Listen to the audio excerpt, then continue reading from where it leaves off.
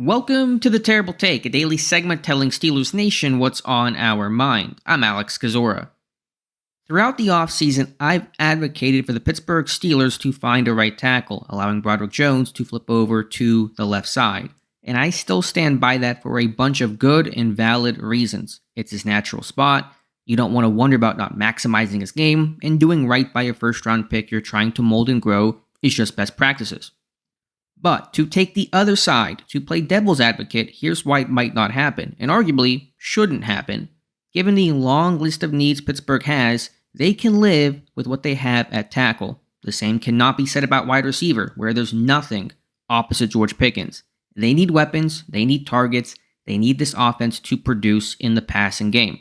The same can't be said at center, where there's literally almost nothing besides guard Nate Herbig, second-year Spencer Anderson, and practice squatter Ryan McCollum.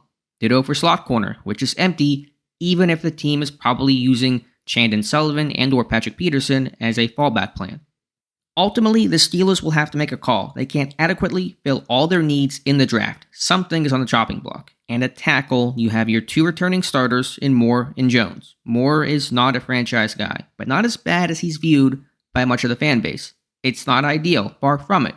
But if that was Pittsburgh's result, so long as they attack and fill those other positions, I would understand it.